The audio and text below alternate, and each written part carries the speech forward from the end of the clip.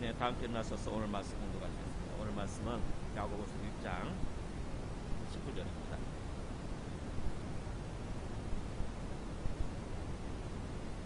신약pe지 371쪽 야고보서 1장 19절부터 마지막 27절까지 저희 보시도록 하시겠습니다.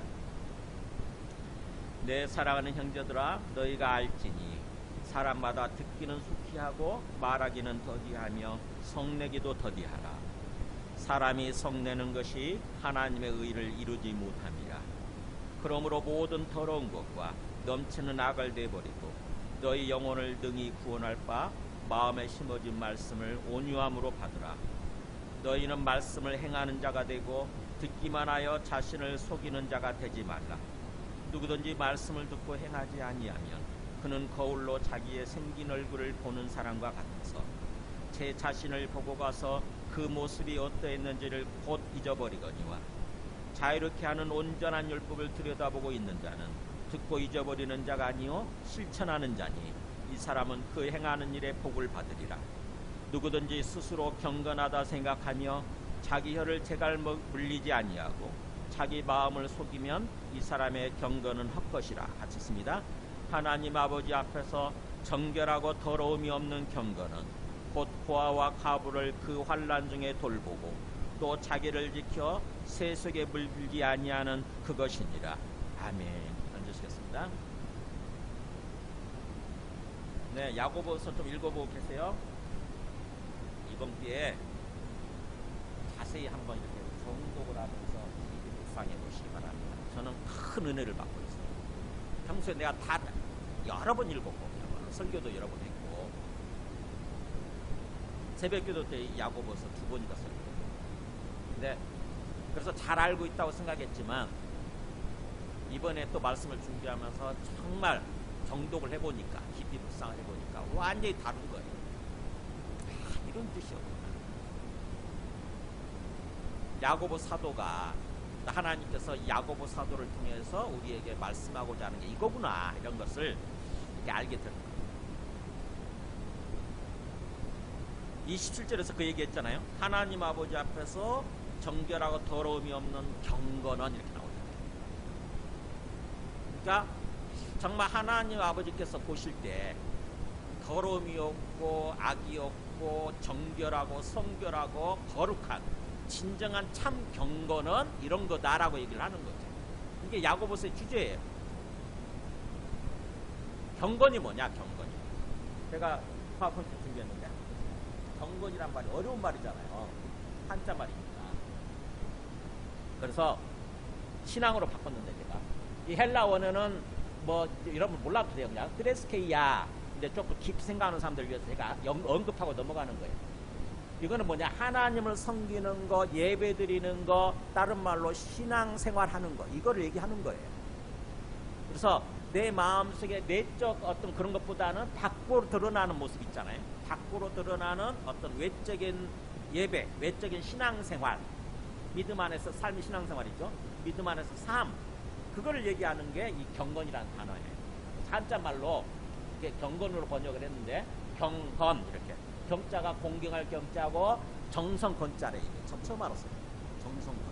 그러니까 합치면은 저 하나님 앞에 정성으로 드리는 어떤 공경, 이런 거죠. 공경한 모습.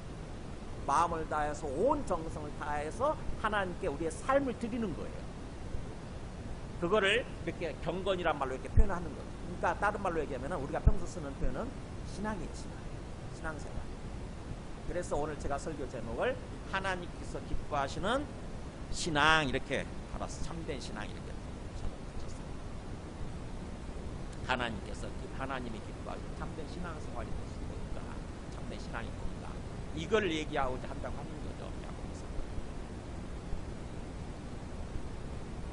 그래서 야고보서를 읽다 보면은 행함을 굉장히 강조하잖아요. 실천을 굉장히 강조하지 않습니까? 행함이 실천이니까 우리가 말씀을 듣고 믿음을 갖게 되는데 그 믿음이 지식적인 믿음으로 끝나면 안 된다는 거죠. 예수님 믿고 구원 받은 다음에는 그 믿음 생활을 하게 되는데 그 믿음 생활이 삶의 실천으로, 행함으로 나타나야 된다. 그래야 그게 참 믿음이 된다는 거죠. 그러니까 사도 바울은 어떻게 보면 우리가 행위로 구원받지 않고 믿음으로 구원받는다고 하면서 굉장히 강조했잖아요. 그래서 그 말씀을 듣고 그 말씀만을 마음속에 가지고 살아가는 사람들은 야고보서 사도 말씀, 야고보서가 막 충돌이 된다고 생각을 하는 거예요. 우리는 행함으로 구원받지 않고 믿음으로 구원받는다고 그랬는데 왜 야고보서는 자꾸 행위를 강조하지? 뭔가 잘못된 거 아닌가? 그렇게 생각할 수 있는 거죠. 제대로 모르면. 우리가 존경하는 루터도 그렇게 생각을 했어요. 루터도 그 가톨릭 사도잖아요. 가톨릭 사도, 수도사였잖아요. 근데 그 가톨릭은 굉장히 행위를 강조했거든요. 우리의 인간적인 공로, 그것을 굉장히 강조를 했어요. 근데 그래서 인간적인 공로를 가지고 구원받으려고 하면서 그 신앙생활을 하고 있었는데 그러니까 굉장히 힘들었죠. 루터가 굉장히 힘들었습니다. 근데 로마서를 읽다 보니까는 우리가 행위로 구원받지 않고 오직 믿음으로 구원받는다고 돼 있는 거예요. 이거구나 해가지고 눈을 번쩍 떠가지고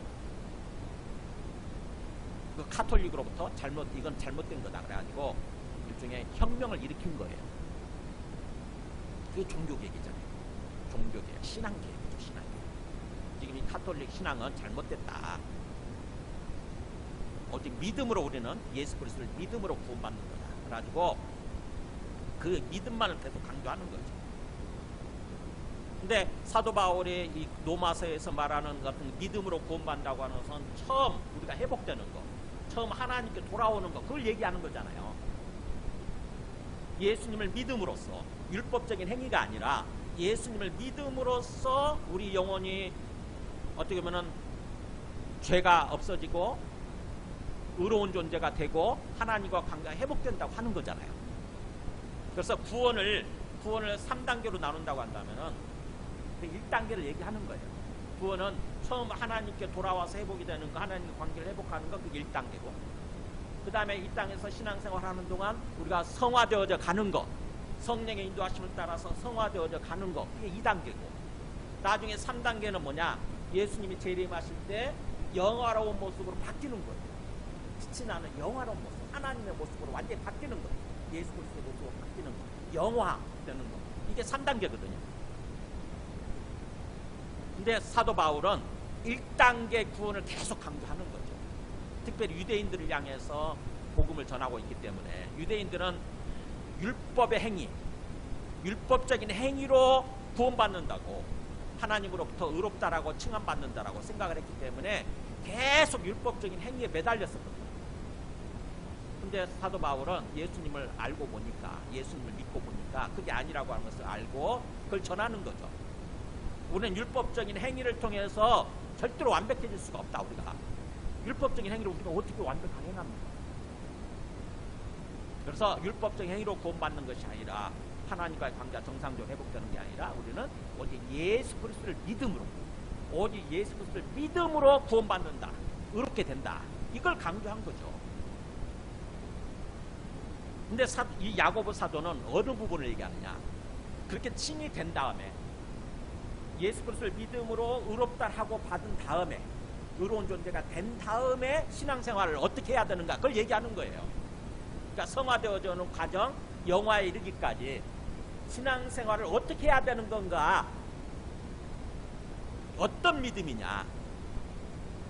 행위로 나타나는 믿음, 말씀을 삶에 실천하는 그 믿음을 통해서 진정한 참된 믿음이죠. 그 참된 믿음을 통해서 우리가 성화되어져 가고 영화에 이르게 된다라고 하는 것을 얘기하는 거예요. 그러니까 구원의 2단계, 3단계를 얘기하는 거죠. 야고보서. 그래서 절대로 충돌되는 게 아니에요.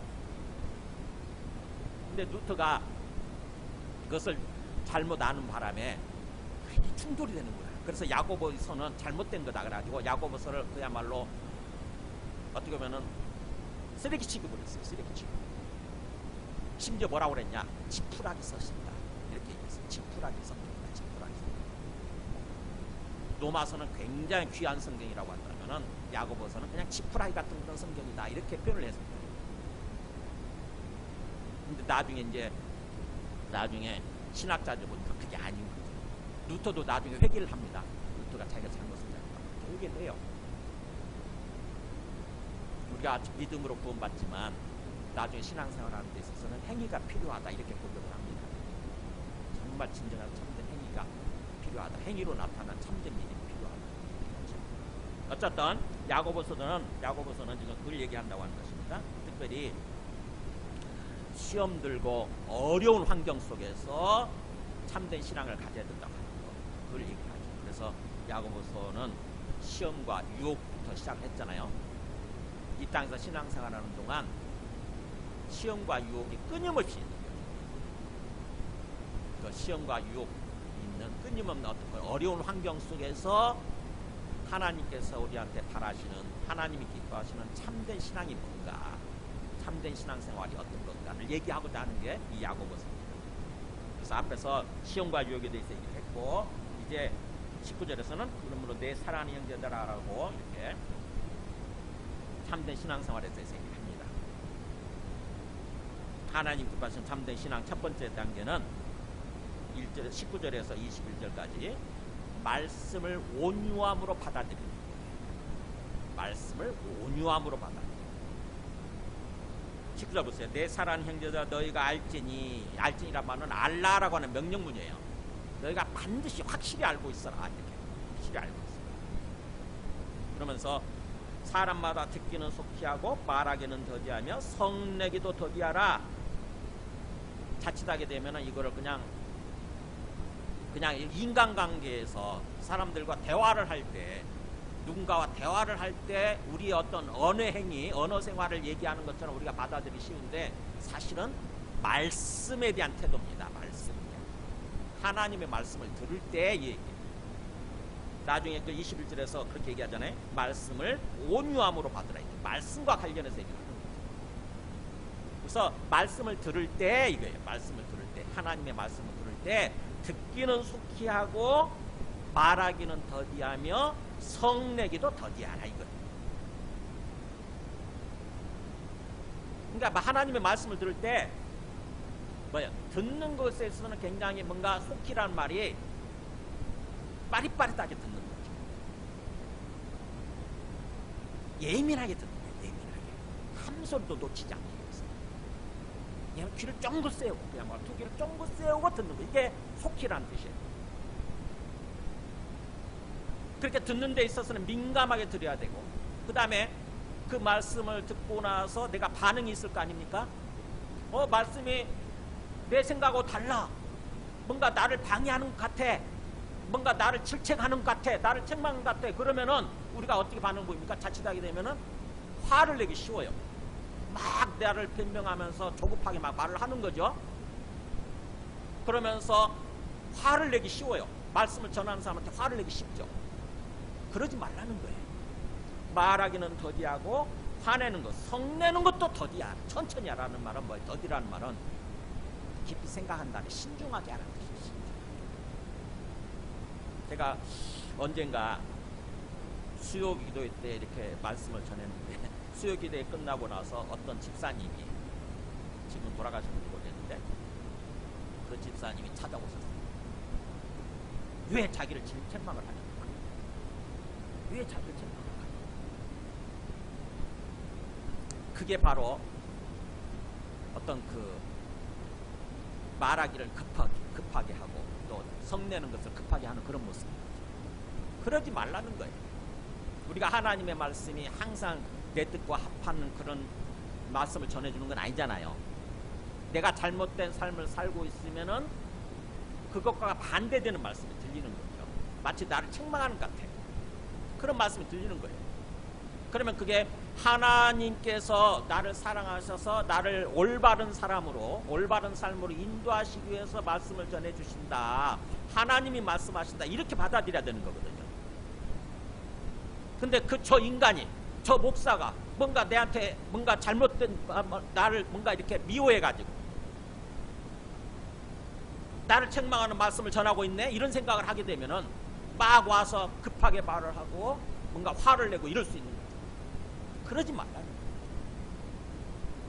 만약 그렇게 되면 사람이 성내는 것이 하나님의 의를 이루지 못합니다. 그래서 성내는 것만 나와 있지만 급하게 말하는 것도 포함되겠죠.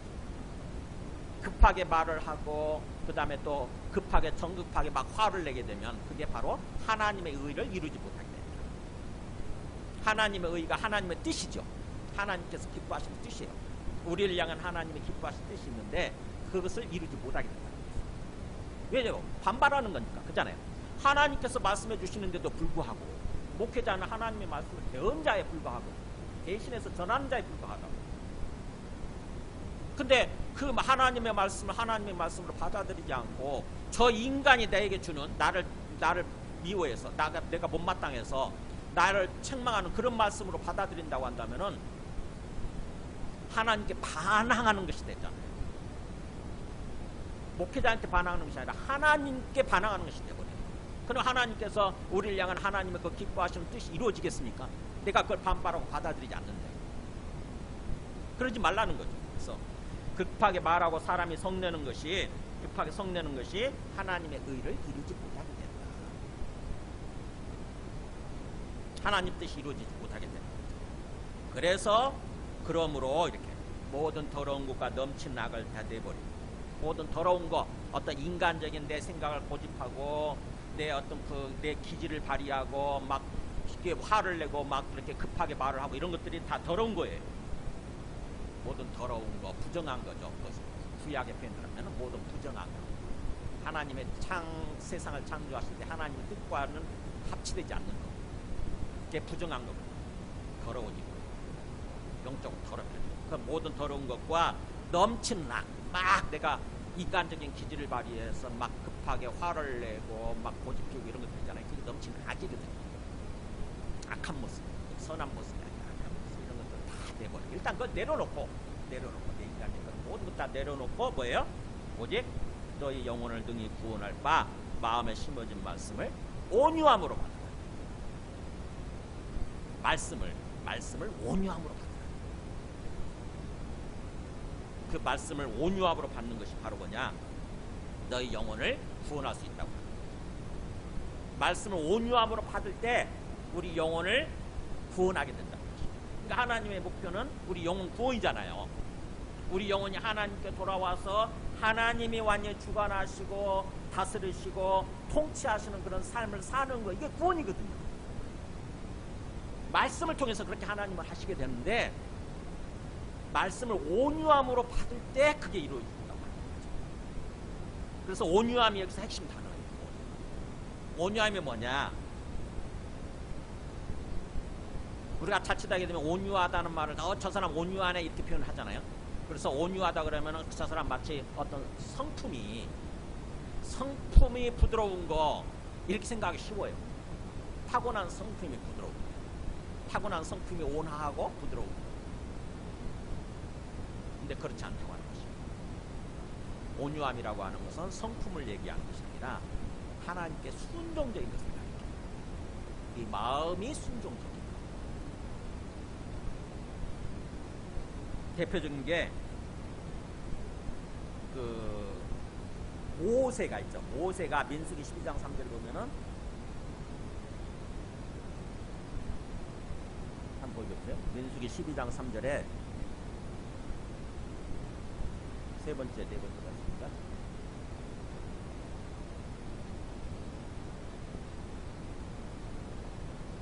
다섯 번째가 있습니다. 이를 보면 이렇게 나오죠. 나는 얘기해 보면은 온유한 주에게 있어서 못하겠다. 이 사람 모세는 온유함에 지면의 모든 사람보다 더하다 이런 말이 나와요. 모세는 지상의 모든 사람보다도 가장 온유한 사람이다 이렇게 표현을 해요. 근데 모세는 타고난 성품이 어떤 사람이었어요? 성품이 결코 온화하고 부드러운 사람 아니에요. 한 사람이 성질 하는 사람이라고. 대표적으로 뭐예요? 그 애굽인 있잖아요. 애굽인을 때려 죽이잖아요. 애굽 사람이 자기 동포 이스라엘 민족 히브리 사람하고 이렇게 싸우니까 그걸 보고 뭐예요? 모세가 말리다가 그 사람을 때려 죽인다고요. 살인한 사람이야 모세는. 그리고 또 무리바 물가에서 사람들이 막 어떤 게 저기 하니까 사람들에 대해서 화가 났죠 모세가. 그래서 하나님은 사람들을 데리고 바위 앞으로 가서 무리바산 바위 앞으로 가서 물을 내게 하라. 그러니까 말로 명령을 해서 물이 나오게끔 하라라고 이렇게 하나님이 말씀하셨어요. 근데 모세는 가서 화가 난 상태이기 때문에 뭐예요? 그냥 말로 하는 것이 아니라 가지고 있던 지팡이를 가지고 후려친다고. 바위를 향해서 후려쳐요. 그래서 물이 나오기는 했지만 어쨌든 그 사건으로 인해서 모세도 가나안 땅에 못 들어가죠. 그러니까 모세는 타고난 성품이 결코 부드럽고 온화한 사람이 아니라 굉장히 한성질하는 사람, 굉장히 기질이 다혈질적인 사람이에요. 그런데도 하나님은 뭐라고 그래요? 가장 온유한 사람이에요. 가장 온유한 사람. 모세는 온유한 층에는 모든 사람보다 뭘 가지고 얘기하는 거예요? 그러니까 타고난 성품이 아니라 하나님 앞에서 순종적인 것을 가지고 있다. 뭔가 내 뜻이 있어도 내 생각이 있어도 하나님께서 이렇게 말씀하셨다 그러면은 하나님 앞에 내 생각을 내려놓고 순종하려고 하는 거예요. 이게 온유함입니다. 순종하는 거. 하나님께서 말씀하시면 이게 하나님의 뜻이다 싶으면은 순종하려고 하는 거. 이게 온유함이에요. 예수님이야말로 대표적으로 온유한 사람이에요. 나는 마음이 온유하고 겸손하니 스스로도 이렇게 얘기하잖아요. 나는 마음이 온유하고 겸손하다. 그래서 내 멍에를 보고 내게 배우라. 나의 삶의 태도, 나의 신앙생활을 배우라는 거죠. 그리하면 너희 마음의 쉼을 얻고 안식을 얻는다고. 우리의 심령, 우리의 마음, 우리의 영혼이 즉 다시 말하면 구원의 상태에 들어가는 거예요. 하나님께서 내 삶을 완전히 짊어지시고 하나님이 주인이 되셔서 통치하시면서 다스리시면서 인도해 가시는 삶. 그러면 내 심령은 뭐예요? 내 삶의 주권을 내려놓은 상태니까 내 마음에 쉼을 얻고 안식을 누리게 됩니다. 그래서 예수님이야말로 가장 온유한 분이신 거죠. 대표적으로 예수님이 그 십자가를 짊어지시려고 할 때, 십자가에서 죽으시려고 할 때 어렵잖아요. 그래서 그 올리브산 감난산에 가서 기도를 하시죠. 겟세마네에서 뭐라고 기도하시냐면 끝에 내 뜻대로 하지 마시고 아버지 뜻대로 하시옵소서라고 이렇게 기도하잖아요. 웬만하면 이 잔을 내게서 피하게 해주시되, 그러니까 십자가를 짊어지지 않아도, 십자가 죽지 않아도 이렇게 해주시되, 되도록 해주시되, 그러나 내 뜻대로 하지 마시고 아버지 뜻대로 하시옵소서라고 마지막에 그 기도를 하는 거죠. 그게 아버지 뜻에 순종하려고 하는 거는 것입니다. 그게 예수님의 온유한 모습. 우리들도 말씀을 들을 때 그 말씀의 내용이 내 생각과는 상충이 되고 충돌이 되고 내 생각과는 다르다 할지라도 내 생각을 내려놓고 순종하려고 하는 그 순종하는 마음으로 받아들이라고 하는 거죠. 그게 온유함으로 받으라는 거죠. 예수님이 그 산상수훈을 얘기하시면서 온유한 자는 이런 말 나오죠. 산상수훈 마태복음 5장 5절에 온유한 자는 복이 있나니 이렇게. 그러니까 하나님 앞에 순종적인 마음을 가진 자는 복이 있다. 복 받은 사람이다. 행복해진다 라고 하는 거죠. 그들이 땅을 기업으로 받게 될 것이다. 그러니까 온 세상, 땅은 온 세상이잖아요. 나중에 주님이 재림하셔서 온 땅에 천국이 임하고 우리가 온 땅에서 그 천국에서 살게 되는 거 아닙니까? 즉 천국을, 온 땅을 기업으로 우리가 물려받게 될 거다. 또 어떤 사람이? 순종적인 사람, 말씀에 순종적인 사람, 온유한 사람.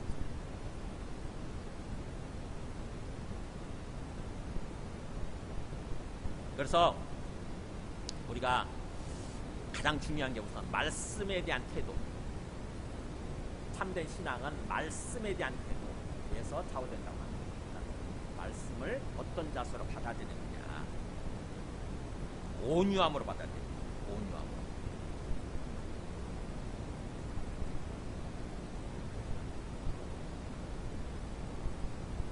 그러면서 두 번째 메시지입니다. 22절부터 25절까지 말씀을 온유함으로, 온유한 마음으로 받아들인 다음에는 어떻게 해야 되느냐? 말씀을 행하는 자가 된다고 하죠. 하나님 기뻐하시는 참된 신앙은 말씀을 행하는 자가 된다고 하죠. 22절 그렇게 돼 있죠. 너희는 말씀을 행하는 자가 되고 듣기만 하여 자신을 죽이는 자가 된다. 말씀을 행하는 자, 굉장히 강조. 행하는 자가 되고 듣기만 하여. 그러니까 들어, 옳은 말씀이네, 뭐 좋은 말씀이네 하고 딱 듣고 끝내는 거예요. 지식적인 신앙이죠. 지식적인 신앙. 그런 자가 되지 말라는 거예요. 그런 사람은 마치 자기 자신한테 자신을 속이는 자, 자기 자신한테 속는 자가 된다는 거죠. 뭐예요? 우리는 우리 자신 기본적으로 난 신앙생활 잘하고 있어, 나는 반드시 죽으면 천국 갈 거야, 이런 생각하면서 신앙생활 하잖아요, 우리가. 근데 그게 스스로한테 속는 거라는 것입니다. 말씀을 행하지 않으면서, 말씀을 들어놓고 행하지 않으면서 그런 생각한다고 하는 것은 자신을 속이는 게 된다고 합니다. 그러면서 비유를 들어주죠. 일종의 24절, 23절, 24절 보면 그런 사람은 마치 누구든지 말씀을 듣고 행하지 아니하면 그는 거울로 자기의 생긴 얼굴을 보는 사람과 같아서 저 자신을 보고 와서 그 모습이 어떠했는지를 곧 잊어버리는 사람이죠. 거울. 우리가 거울을 매일 보잖아요, 그죠? 거울을 봐요. 밥 먹고 나서 거울 보는 이유가 뭡니까? 혹시 이빨 사이에 뭐 고춧가루 끼지 않았나? 이거 보잖아요. 그래서 이빨 사이에 고추 끼었으면 곧바로 치우잖아요, 그죠? 곧바로 그걸 치우고 사람들 앞에 나가서 대화를 하는 거죠. 근데 그거를 그렇게 거울로 보고 이빨 사이에 뭔 고춧가루가 낀 것을 봤는데, 내 얼굴에 뭔가 새카만 게 묻은 것을 발견했는데, 생각해보세요. 그걸 까마득히 잊어버리고, 그냥 잊어버리고 다시 그 상태 그대로 와서 사람들 앞에 서고 사람들과 대화를 한다고 생각해보세요. 사람이 뭔가 지저귀전 하진 않겠지만 속으로 막 그런 생각할 거 아닙니까? 아이고 저 인간은 아이고 지저분해, 이런 생각할 거 아닙니까? 그잖아요. 그런 사람 같다는 거죠. 말씀을 보고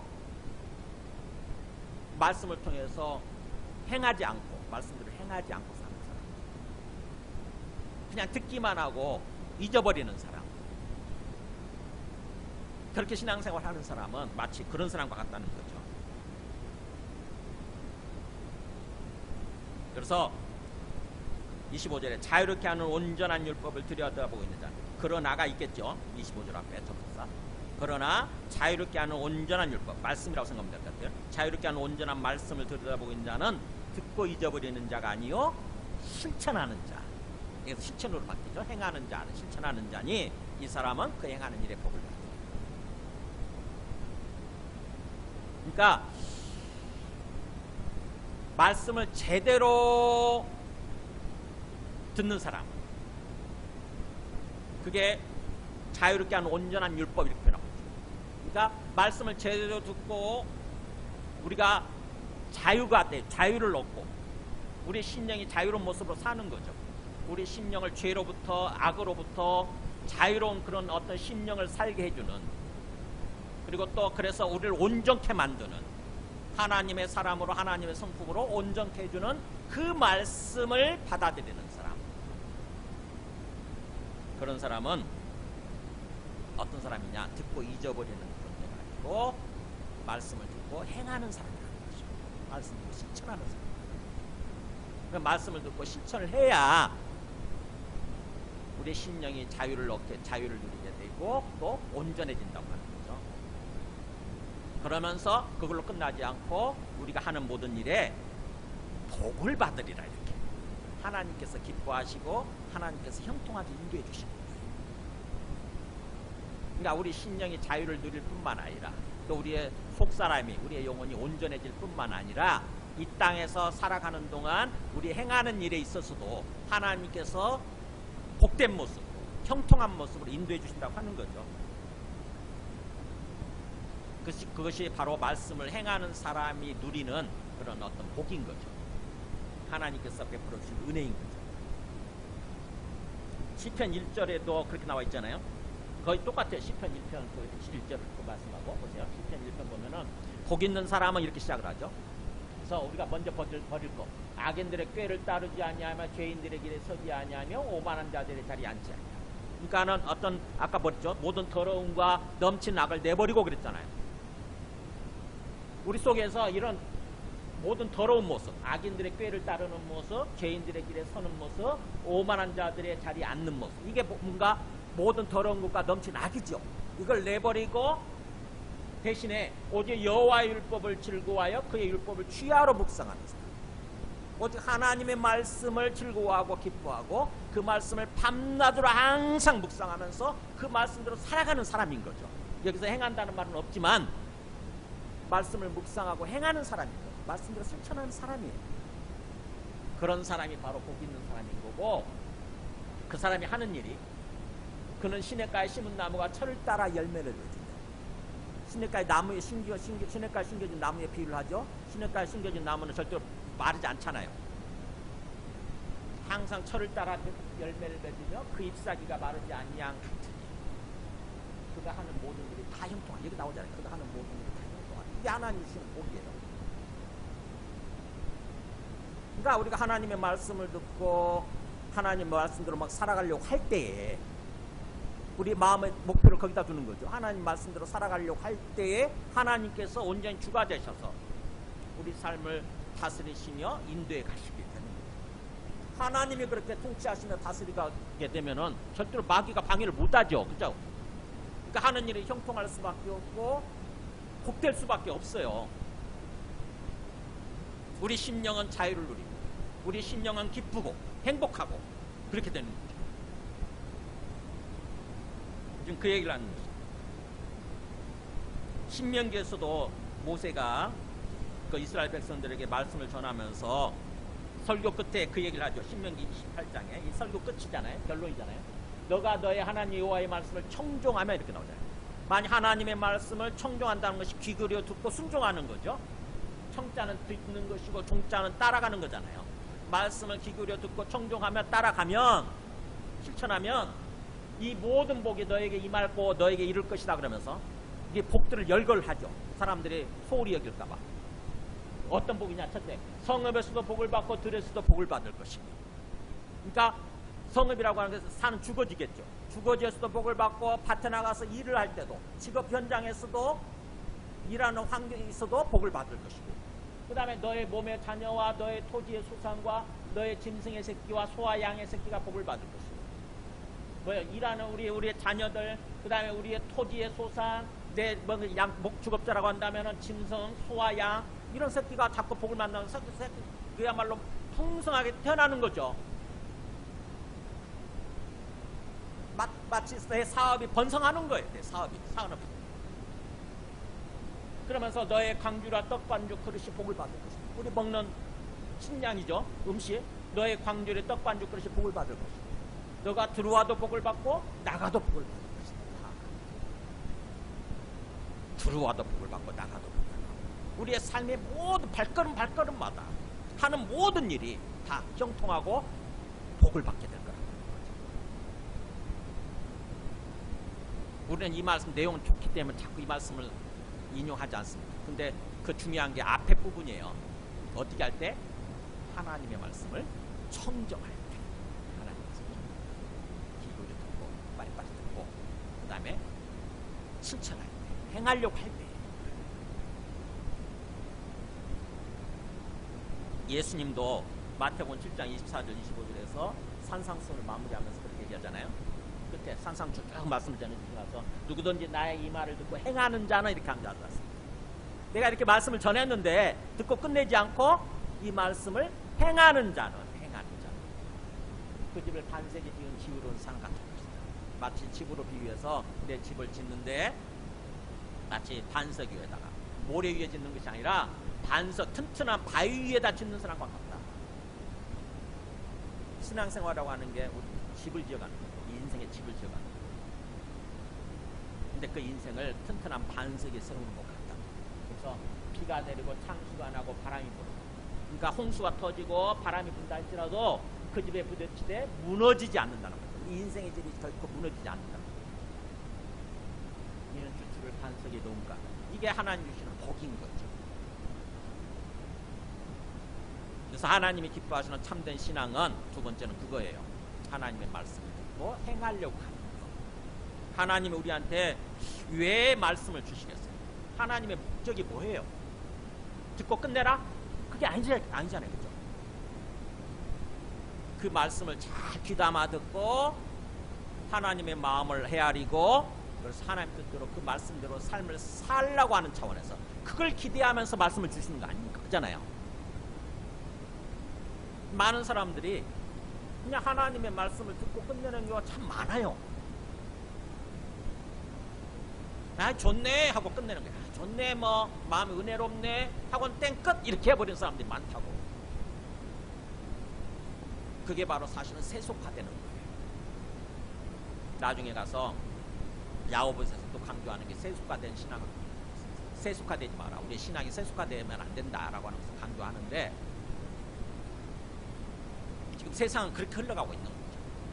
소위 예수 믿는다고 하는 사람들은 교회에 많이 있잖아요. 근데 그 신앙이 세속화된 사람들이 참 많아요. 그냥 듣고 끝내는 거죠. 에이 뭐 그렇다는 거지, 뭐 꼭 그 말씀을 행해야 되나, 꼭 그 말씀대로 살아야 되나, 얼마나 지금 바쁜데, 얼마나 세상이 어떤 상황인데, 그런 사람들 참 많다. 이게 세속화되는 거거든. 그러면 안 된다고 하는 거죠. 말씀을 행함으로 나아가는 것, 그게 진정한 참된 신앙이라고 하는 것입니다. 그러면서 마지막 결론 보세요. 26절 27절. 참된 신앙의 세 번째 단계죠. 참된 신앙은 구체적인 삶 속에서 이러이러한 모습으로 나타나야 된다라고 얘기를 하죠. 26절. 누구든지 스스로 경건하다 생각하며, 그러니까 내가 신앙이 있다 이렇게 생각하는 거죠. 누구든지 스스로 내가 신앙이 있다, 경건하다 생각하면서, 첫째, 자기 혀를 재갈 물리지 아니하고 자기 마음을 속이면 이 사람이 경건한 것이다. 나 신앙이 있어, 나 예수는 잘 믿고 있어 하면서 내 혀를 재갈 물리지 않는다고 해서 앞에서 말한 19절에서 말한 그거죠. 말하기를 급하게 하는 거. 급하게 말하고 급하게 화를 내는 거, 그걸 말하는 거예요. 혀를 재갈 물리면 어떻게 돼요? 그렇게 하지 않죠, 그죠? 내가 막 내 생각이 달라서 내가 어떤 말이 튀어나오려고 그러는데 어떻게 하죠? 말 절제하는 거죠. 절제하는 거예요. 한 번 더 생각하는 거예요. 이게 혀를 재갈 물려요. 근데 자기가 스스로 경건하다 생각하면서 혀를 재갈 물지 않고 급하게 말을 하고 급하게 화를 내면, 그래서 자기 자신을 속이면, 자기 마음을 속이면 이 사람의 경건은, 이 사람의 신앙생활은 뭐다? 헛거다, 헛거. 거짓된 신앙이라는 거예요. 아무 의미가 없다. 아무 유익을 주지보다는 거짓된 신앙이다. 그러니까 우리 언어 생활을 통해서 내가 참된 신앙을 갖고 있는지를 알 수 있는 거죠. 나는 말씀 앞에 어떻게 반응을 보이나.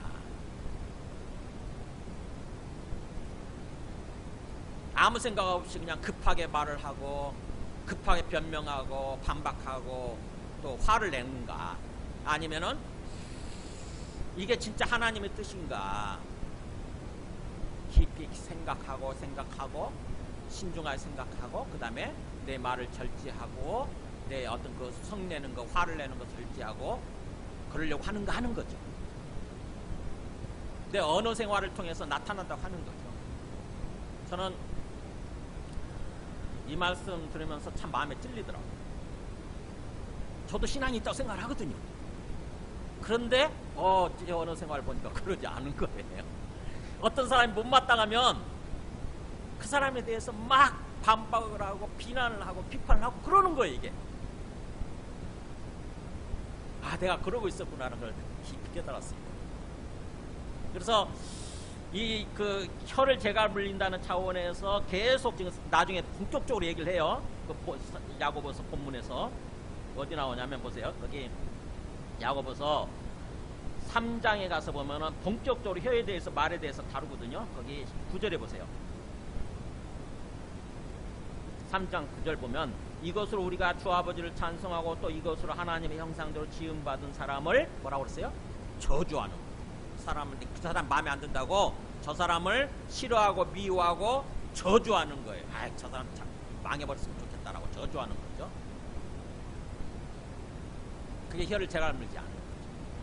그래서 10절에서 한 입에서 찬송과 저주가 나오는도다. 내 형제들아, 이것이 마땅하지 아니하니라, 이렇게 얘기했잖아요. 그러면 안 된다는 거죠. 진짜 참된 신앙을 가진다고 하면은 그러면 안 돼. 입을 절제해야 돼. 말을 절제해야 돼라고 얘기하는 거예요.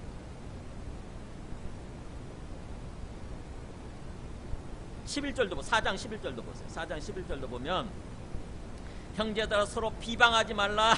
형제를 비방하는 자나 형제를 판단하는 자는 곧 율법을 비방하고 율법을 판단하는 것이라. 너가 만약 율법을 판단하면 율법의 준행자가 아니라, 행하는 자가 아니라 네가 재판관이야. 네가 하나님이 되어버리는 거다. 이렇게 얘기하는 거예요. 우리가 예수님 믿는다고 그러면서 참 형제에 대해서 형제의 아닌 모습 볼 때는 뭐요? 형제라고 생각하고 꼭 비판하잖아요. 비난하고 비판 정도가 아니지. 비난하고 비방하고 저주하고 증오하고 이러잖아요. 그러면 안 된다는 게 그게 참된 신앙이 아니야. 그러니까 우리 언어 생활을 통해서 내가 진짜 참된 신앙을 갖고 있는지를 돌아봐야 돼. 저 사람 마음에 안 들 수 있죠. 저 사람이 하는 것이 내 생각과 다르고 마음에 안 들 수 있어요. 그럴 때도 뭐예요? 진짜 하나님이 살아계시고 주님이 되신다고 한다면, 그래서 하나님이 저 형제를 내게 붙여주시고 내 앞에 주시고 또 저 형제가 저렇게 하도록 하나님이 또 이렇게 허락하시면서 내버려 두고 계신다고 한다면 뭔가 거기에 하나님의 뜻이 있을 거 아닙니까? 그렇잖아요. 그러면 내가 쉽게 말해서 막 비난하고 비방할 게 아니라 하나님께 기도하면서 기다려 줘야 되는 거죠. 기다려야 되는 게 하나님께서 다스려 주시다. 하나님께서 온전히 주님이 되셔서 저 형제를 올바른 신앙으로 올바른 삶으로 인도해 주시도록 기도하면서 기다려야 되는 거죠. 그 얘기예요. 혀를 제갈 문제는 우리의 기질을 억제하는 거예요. 막 혈기왕성한 모습으로 사는 것이 아니라 그 혈기를 절제할 줄 알아야 되는 거지. 난 한가닥에 난 뒤끝은 없어. 그러나 나는 성질이 좀 저기 하는데 불가주하려지만 내가 뒤끝은 없어. 그런 사람들 가끔 있죠. 그죠? 뒤끝 없다고 그러면서 아니 이미 그 혈기를 부림으로 말미암아서 상처 입은 사람 어떡하고.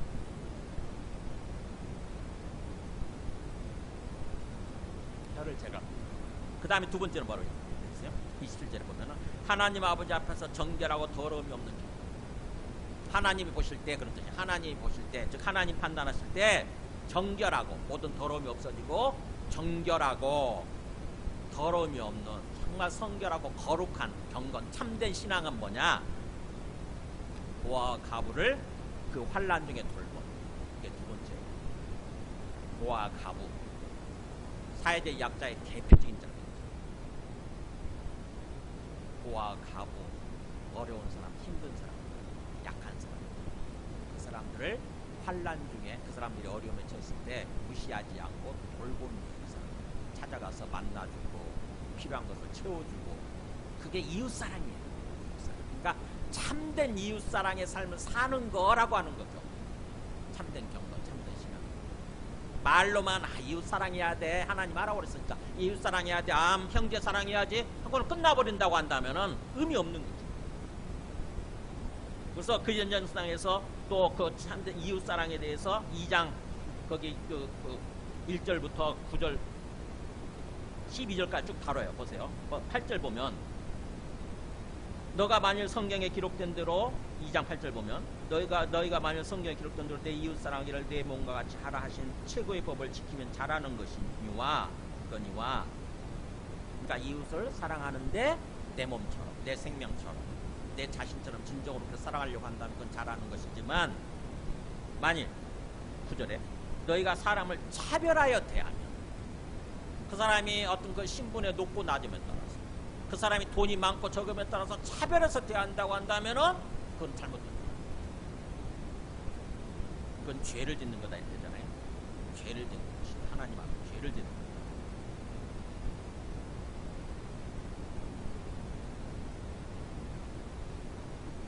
그래서 진정으로 이웃사랑의 계명을, 이웃사랑의 그 말씀을 하나님의 말씀으로 알고 받아들인다고 한다면은 진정으로 그렇게 이웃사랑하는 삶을 살아야 된다고 하면서 그 연장선상에서 그 2장 14절부터 26절까지 행함이 있는 믿음을 얘기하는 거예요. 보세요. 거기 15절에 나오잖아요. 만일 형제나 자매가 헐벗고 일용할 양식이 없는데, 형제나 자매예요. 근데 그 사람이 먹을 것도 없고 입을 옷도 없어요. 그걸 뻔히 보고 알아. 근데 그 사람한테 뭐라고 얘기하냐면, 너희 중에 누구든지 그 얘기를 돼 평안히 가라, 덥게 하라, 배부르게 하라 하면서 그 몸에 쓸 것을 주지 아니하며. 말로는 그렇게 하는 거죠. 왜 그렇게 사세요? 좀 옷 따뜻이 입고 다니세요. 감기 걸리지 않게. 그리고 그렇게 이렇게 쫄쫄 굶지 말고 밥 잘 먹고 많이 먹고 사세요. 이렇게 얘기를 해요. 근데 그 사람은 뭐 먹을 게 없고 입을 게 없어. 나는 넘쳐. 근데 말로는 계속 그렇게 해. 뭐 잘 입고 다니세요? 잘 먹고 다니세요? 그러면서 그 사람이 진짜 없는 것을 알면서도 그걸 안 줘. 난 넘치는데, 난 버리고 막 썩어가고 넘치는데도 불구하고 안 줘, 그 사람한테. 그게 이웃사랑이다. 행함이 없는 그 믿음이 진짜 믿음이에요. 그 몸에 쓸 것을 주지 아니하면 무슨 믿음이 되는가. 이런 식으로 17절에 그랬잖아요. 이와 같이 행함이 없는 믿음은 그 자체가 죽은 거다. 죽은. 그러면서 죽은 것일 뿐만 아니라 귀신 신앙이라고, 귀신도 갖고 있는 믿음이라고 얘기를 하죠. 19절에 그랬잖아요. 너가 하나님은 한 분이신 줄을 믿는다고 믿느냐? 잘한도다. 이렇게 빈정거리는 거다. 잘하고 있네. 이렇게 잘하는도다. 귀신들도 그런 믿음은 있어요. 귀신들도 하나님 한 분인 거 알아. 근데 귀신은 귀신이니까, 영이니까 애감이 없는 거죠. 행동이 없는 거예요. 삶의 실천이 없는 거죠. 구체적인 삶으로 안 나타나죠. 귀신이니까. 그러니까 우리가 뭔가 말씀을 듣고 행함이 없으면 그냥 지식적으로 끝나고 온다고 한다면 그 우리 믿음은, 우리의 신앙은 귀신 믿음이라는 거죠. 귀신 신앙. 귀신 신나라 까먹는 신앙. 그래서 야고보 사도가 지금 뭘 강조하는지 아시겠죠? 그죠? 얼마나 참 얼마나 절박하게 이렇게 하는지. 어떻게 보면은 현대인들의 신앙을 통렬하게 지적하는 그런 말씀일 수 있는 거죠. 저는 그 야고보서 보면서 그걸 느껴요. 참 우리 현대 한국교회뿐만 아니에요. 세계교회가. 정말 현대교회에 필요한 말씀이 야고보서였습니다. 기본적으로 예수님 믿고 은혜로 믿음으로 구원받는다는 건 다 알아. 근데 문제는 그 다음이에요. 그러니까 내가 예수님 믿고 구원받았으니까, 은혜로 구원받았으니까 나중에 뭐예요? 내가 어떻게 살더라도, 이 땅에서 어떻게 살더라도 나는 죽으면 천국 갈 거야. 난 천국에 보험 들어놨어. 이런 식으로 신앙생활을 하는 사람들이 너무 많은 거예요. 그래서 제가 가끔 강남 그 교회에서 나와서 수요일날 이렇게 기도에 참석하시는 권사님들 계세요. 제 제자. 그분들한테 제가 대놓고 얘기해요. 자칫하면 그 강남 땅은 소돔과 고모라 같은 그런 땅이 있습니다. 내가 예수님 믿는다 그러면서도 거기 있는 분위기가, 그 강남 땅 분위기가 완전히 소돔과 고모라인 거죠. 예수님 믿는다 그러면서 진짜 예수님을 주님으로 믿고 사는 것이 아니라 지식 따로 행함 따로예요. 예수님 믿는 그 지식은 있는데 뭐예요? 행하는 것, 실제 삶을 살아가는 것은 완전히 세속화된 강남의 분위기를 따라 살아가는 거죠. 강남 그 대치동 문화가 어떤 문화인지 아시죠?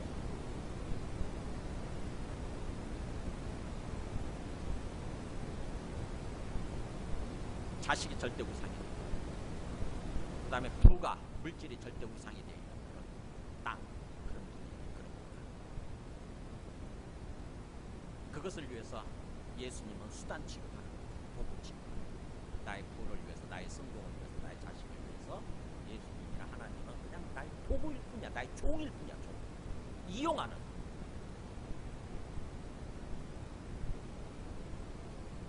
그러면 안 된다고 하는 거죠. 그래서 고아가부를 진정으로, 그 사람이 어려움에 있을 때 진정으로 돌아오고 진정한 참된 이웃사랑의 삶을 사는, 그게 참된 신앙이다.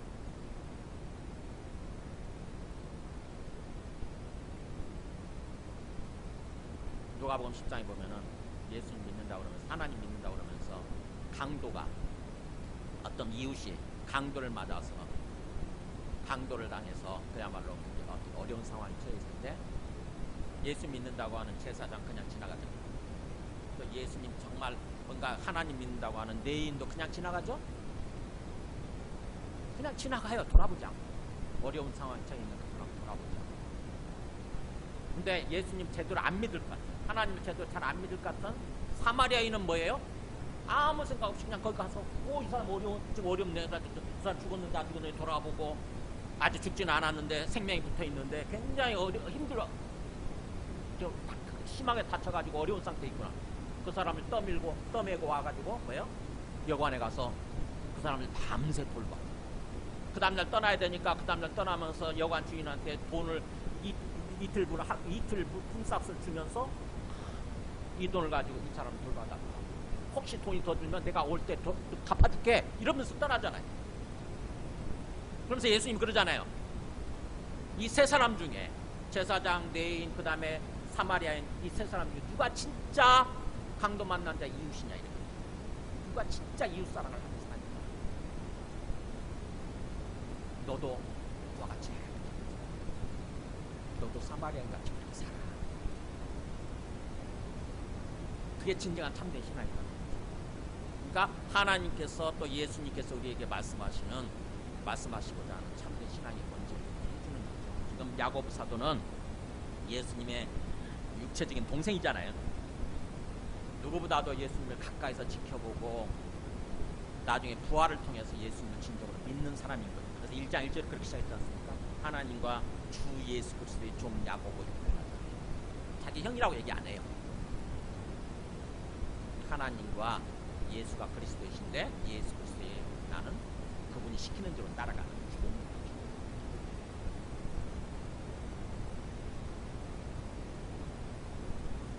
그 다음에 마지막에 또 자기를 지켜 세속에 물들지 아니하는 그것이니라. 참된 신앙은 뭐냐? 하나님 빛과 참된 신앙은 세속으로부터 자기를 지키는 거예요. 세속화되지 않도록 나를 지키는 거예요. 다시 말하면 급하게 세속화될 수 있다고. 세상은 그렇게 흘러가고 있어요. 세상이 급하게 세속화되고 있습니다. 그냥 세상은 세상이니까. 세상이 그렇게 흘러가면은 그 세상 속에서 살아가는 우리 교회도 있잖아요. 우리 예수 믿는 사람들도 그렇게 급하게 세속화돼요. 교회는 다녀. 안 다니면 죽어서 지옥 갈 것 같으니까. 교회는 다니고 예수 믿는다고는 해. 근데 우리의 신령이 점점 타락하고 부패해가지고 하나님께 가까이 가는 것이 아니라 뭐예요? 세상으로 가까이 가요. 마귀 쪽으로 가까이 가는 거예요. 양다리 걸치는 모습인데 더욱더 어느 쪽으로 비중이 실리느냐? 세상 쪽으로, 마귀 쪽으로 실리는 거예요. 그게 세속화다. 사도 요한이 요한일서 2장 15절에서 이렇게 얘기합니다. 세속화라는 게 뭐냐? 이 세상이나 세상에 있는 것들을 사랑하지 말라 이렇게. 지금 마귀가 이끌어가는 이 세상, 그 다음에 어떤 그 세상에 있는 것들, 마귀가 어떻게 보면은 막 들이미는 것들이죠. 사실 하나님 주신 선물들인데, 하나님이 주신 것들인데, 이가 마귀가 마치 이게 내 건데 니한테 줄게 그러면서 이렇게 마귀가 하는 것처럼 재밌는 것처럼 이들이 있어요. 우리의 건강이나 우리의 부나 우리의 자신이나 이런 모든 것들이 어떻게 보면 하나님의 선물인데 마귀가 그걸 가지고 유혹을 하죠. 근데 그것들을 뭐예요? 사랑하지 마라. 그것들 때문에 내 영혼을 팔지 말라고. 누구든지 세상을 사랑하면 아버지의 사랑이 그 안에 있지 않다. 그러니까 누구든지 뭐예요? 아버지를 사랑하고 아버지의 사랑이 내 안에 충만한 모습으로 살려고 해야 되는 건데, 세상을 끌어들여서 세상을 사랑하고 세상 때문에 내 영혼을 판다고 한다면 뭐예요? 상대적으로 하나님 아버지와는 뭐가 되는 거냐면 원수가 됩니다. 하나님의 사랑이 내 안에 없어지고, 하나님에 대한 사랑도 없어지고, 하나님께서 주시는 사랑도 내 안에서 없어져 버려요. 신앙생활 하죠. 근데 내 안에 하나님의 어떤 그 베풀어 주신 은혜, 하나님 주신 어떤 그 사랑 이런 건 없어요. 그냥 종교 활동을 할 뿐이에요. 그냥 의무적으로. 그래서 보세요. 이는 세상에 있는 모든 것이 육신의 정욕, 안목의 정욕과 이생의 자랑입니다. 제가 얘기했죠. 세 가지 욕심. 마귀가 유혹하는 육신의 정욕, 안목의 정욕, 이생의 자랑. 육신의 정욕이 뭐라고 그랬어요? 우리 어떤 성욕, 그 다음에 우리의 식욕 이런 것들이 다 육신의 정욕이에요. 기본적인 것은 괜찮아요. 근데 그것을 하나님 정하신 테두리, 하나님 정하신 어떤 그 울타리를 넘어서서 과도하게 그것이 주인될 때, 그것이 주인될 때 이게 죄를 짓는 거죠. 육신의 정욕, 그 다음에 안목의 정욕은 눈에 들어오는 거죠. 재물 욕심, 부의 욕심. 기본적으로 우리가 먹고 살아야 되니까 먹을 거 입을 게 있어야 되잖아요. 근데 그걸 하나님 뭐라고 하지 않아요. 근데 뭐예요? 내가 먹고 마실 거, 먹고 입을 거 있는데도 불구하고 더 과도하게 부자가 되려고 그러고 막 이러는 거 있잖아요. 이걸 추구하는 게 이게 안목의 정욕. 다른 사람이든 어떤 굶어 죽든 어쨌든 간에 나는 썩어 없어도 괜찮아. 나는 모든 게 썩어 버려도 괜찮아 그냥 막 그렇게 추구하는 사람도 있잖아요. 그게 안목의 정의입니다. 그 다음에 이생의 자랑 뭐예요? 내가 이 땅에서 갖게 된 어떤 명예욕, 권력욕 이런 거죠. 기본적으로 우리가 뭔가 다른 사람 어떤 지도자 위치에 서가지고 다른 사람들 섬기려고 하는 건 좋은 거예요. 그건 선한 욕심, 선한 거예요. 근데 그 위에 올라서 가지고 막 나를 드러내고 내 영광을 내가 영광 받으려고 그러고 그래서 다른 사람들 막 부리려고 그러고 이러면은요, 그게 이생의 자랑 욕심. 그런 사람들 얼마나 많냐고. 특별히 정치인들 중에. 그게 강하니까 사실은 정치인이 되려고 그러는 거예요. 근데 그런 것들은 다 하나님 아버지께로부터 온 게 아니고 뭘로부터 보다 세상을 지배하는 마귀로부터 그런 욕망. 세상 마귀로부터. 그래서 이 세상도 그 정욕도 다 지나가고 한때라는 거죠. 어떻게 보면 다 지나가는 게 끝나는 거잖아요. 사실 우리 인생이라고 해봤자 100년도 못 살고 다 가지 않습니까? 특별히 우리 육신의 정욕이 봤자 그야말로 한때예요. 그 다음에 안목의 정욕 그것도 한때고 이생의 자랑 죽으면 끝나는 거고. 이 세상도 그 정욕이 가능하되 그러나 하나님의 뜻을 행하는 자 하나님의 말씀대로 하나님 뜻대로 삶을 살려고 하는 자는 영원히 거하는 자, 영원히 머무느니라. 영원히 하나님과 함께 삶을 살게 된다는 거예요. 즉 세상을 사랑하고 세상에 있는 것들을 사랑하는 것, 그것들을 위해서 내 영혼을 팔아버리는 거, 하나님을 팔아버리는 거, 이게 세속화되는 거예요. 그래서 그 연장선상에서 나중에 보면 그 4장 보세요. 야고보서 4장 4절 보세요. 야고보서 4장 4절 보면 간음한 여인들아 세상과 벗된 것이 하나님과 원수된 것을 알지 못하느냐?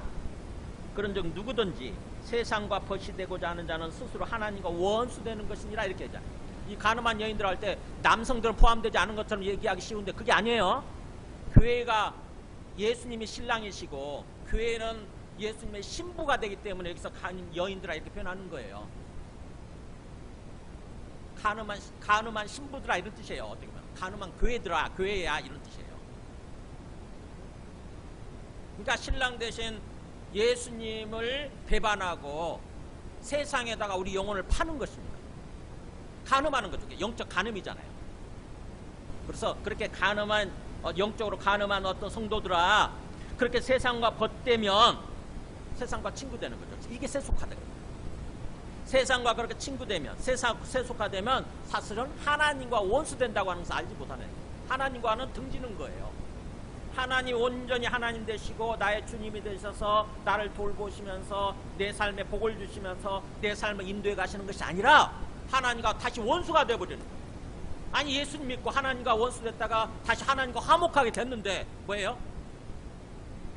믿음을 배반하고 세상적으로 우리의 심령을 돌리면 우리의 영혼을 돌리게 되면 다시 하나님과 원수가 된다는 거죠. 그래서 누구든지 세상과 그렇게 벗이되고자 하는 자는 즉 세속화되는 걸 뭔가 즐기고 기뻐하고 그렇게 되는 자는 세속화되는 자는 스스로 하나님과 원수되는 거다. 하나님과 그러니까 절대로 그런 어떤 세속화되지 않도록 우리가 지켜야 된다고 하는 게 쉽니다. 쉽다는 거예요. 세속화되는 거 굉장히 내버려둬도 그렇게 돼요. 근데 우리가 스스로 깨어있어가지고 혹시 내 심령이 그렇게 되고 있는 것 같다 그러면은 철저하게 경계하고 회개하고 하나님 순간적으로 또 그게 욕심 나가지고 그게 뭐라고 그것 때문에 내가 하나님을 주인으로 모시지 않고 그것들을 주인 삼고 그것들을 하나님 삼고 살려고 했습니다. 주님 죄송합니다라고 회개해야 되는 거예요. 끊임없이 우리가 하루에도 여러 번 그러니까 끊임없이 나 자신을 돌아보고 다시 하나님 앞에 돌아와서 하나님 죄송합니다. 하나님이 주인 되어 주시옵소서. 주님이 주인 되어 주시옵소서라고 계속 고백하면서 사는 거예요. 계속 그렇게 반복해서 하다 보면 어느 순간에 조금씩 이게 걸러져요. 내 심령이 타락하고 부패하고 세속화되는 걸 점점 걸러집니다. 그래서 점점 더 하나님이 온전히 내 안에 주님 되시는 그런 어떤 신앙생활 그런 생활을 살아가고 있습니다. 주님께서 신앙을 원하시는 거예요. 매 순간 사 모든 것을 주님이 주인 되어 주시옵소서. 그것들이 주인, 또 그것들 때문에 내 인간적인 어떤 육신, 고집, 내 뜻, 내 욕망이 주인 되지 않게 주시옵소서. 제가 이제 조금 나이를 먹어서 갈 때가 돼서 그런가 조금 말 것 같아요. 하나님 믿는다. 하나님 믿고 예수님 믿고 구원받는다는 게 조금 이제 눈이 조금 떠. 그런데 그동안 저도 그야말로 주님 믿는다 그러면서도 끊임없이 세속화가 되고 세상이 주인 되는, 내 욕심이 주인 되는 그런 어떤 삶을 계속 살았구나 이런 생각을 하게 돼요. 그래서 야고보서를 통해서 참 많이 은혜를 받고 제가 저 자신을 돌아보고 있습니다. 자, 오늘 말씀을 정리하겠습니다. 이건 오늘 말씀을 통해서 주님은 우리한테 묻는 거예요. 이 상황이 어려운 줄 안다. 근데 이 어려운 상황 속으로 너의 신앙은 어떤 신앙이냐라고 묻는 것입니다. 진짜로 주님을 주인으로 모시고 주님께서 주가 되시는, 주님께서 다스려 가시는 그런 참된 하나님의 신앙이냐, 하나님이 기뻐하시는 참된 신앙이냐라고 묻는 거예요. 너의 모든 것을 놓고 너의 모든 시간을 통해서 진짜 주님이 주인 되시는 그런 참된 신앙을 갖느냐, 갖고 있느냐, 갖으려고 하느냐. 혹시 오늘 말씀을 통해서 야고보 사도가 권장하는 거 그냥 듣기만 하고 지식으로 끝나는 그런 신앙 아니냐? 아니면 진정으로 말씀대로 살아보려고, 말씀대로 행하려고 뭔가 이렇게 하나님 앞에 간절히 기도하면서 발버둥치고 그런 신앙이냐, 참된 신앙이냐라고 묻는 거예요. 그래서 우리가 교회 와서 이렇게 예배 드리는 게 참된 신앙이 아니에요. 참된 신앙의 출발점이 되는. 중요한 것은 참된 신앙은 가정에서 나타나야 되고 직장에서 나타나야 되고 그리고 우리 실제 삶의 현장에서 나타나야 된다는 것입니다. 그리고 모든 인간관계에서 나타나야 됩니다. 사람들을 대할 때 사람의 모습이 마땅하고 사람이 행동하는 모습이 내 생각과는 다를 때 우리가 쉽게 말을 하고 쉽게 그 사람을 비난하고 쉽게 화를 내고 그런 거 아닙니다. 그 순간에도 정말 하나님이 살아계시고 주님이 되신다고 하는 믿음을 가지고 주님이 주가 되어달라고, 주님께서 다스려달라고 이렇게 주님께 기도하면서 주님께 맡기는 참된 신앙인가 하는 우리가 구체적인 말과 행동을 통해서 사람들 대하는 그런 모습을 통해서 나타내는 그런 것입니다. 참된 신앙.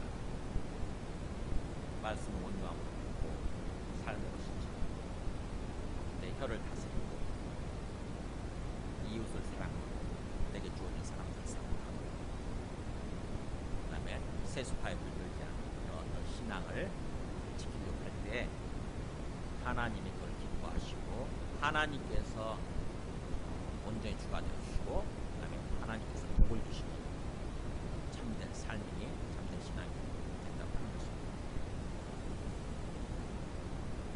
우리 함께 찬송하겠습니다.